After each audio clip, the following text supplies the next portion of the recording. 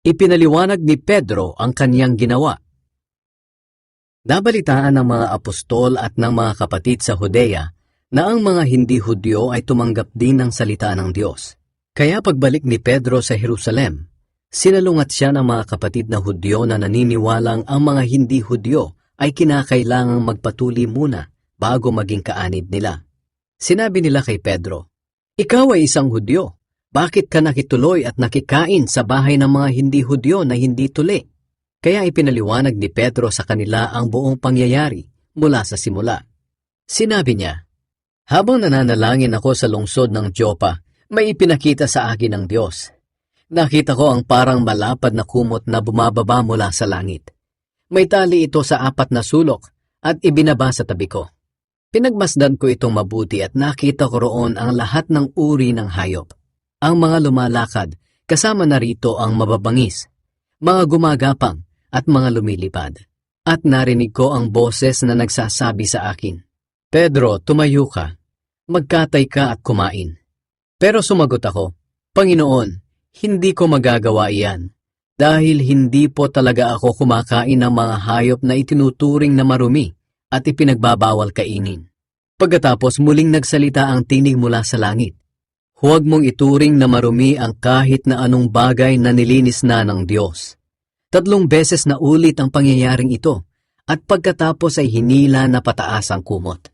Nang mga oras ding iyon, dumating sa bahay na tinutuluyan ko ang 3 lalaki na galing sa Cesarea. Inutusan sila na sunduin ako. Sinabi ng Banal na Espiritu sa akin na huwag akong mag-alinlangang sumama sa kanila.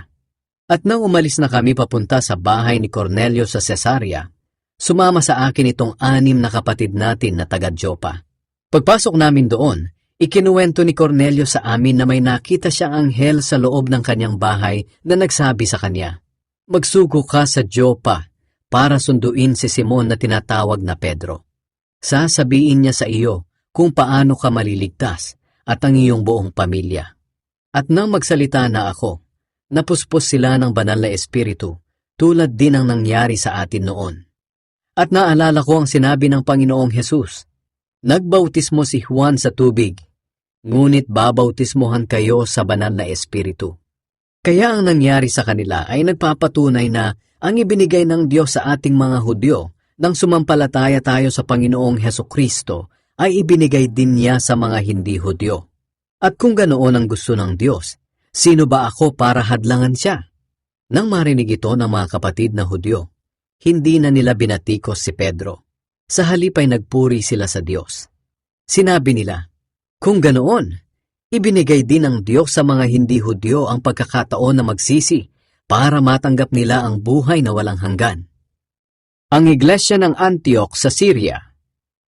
Simula nang mamatay si Esteban, nangalat ang mga mananampalataya dahil sa pag-uusig sa kanila. Ang iba ay nakarating sa Phoenicia, Cyprus at Antioch. Ipinapahayag nila ang magandang balita kahit saan sila pumunta, pero sa mga Hudyo lamang.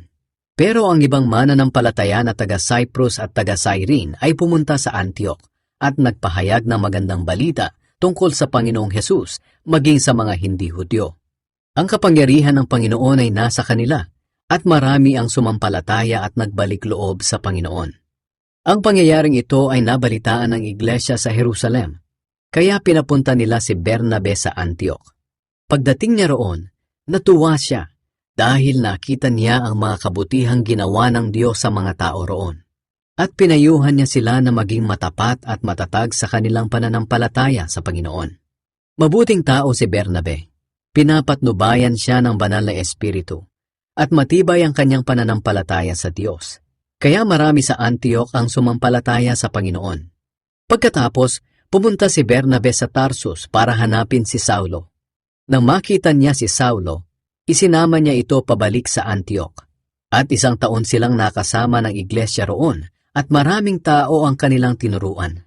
Sa Antioch, unang tinawag na mga Kristiyano ang mga tagasunod ni Jesus. Nang panahong iyon, may mga propeta sa Jerusalem na pumunta sa Antioch. Ang pangalan ng isa sa kanila ay si Agabus.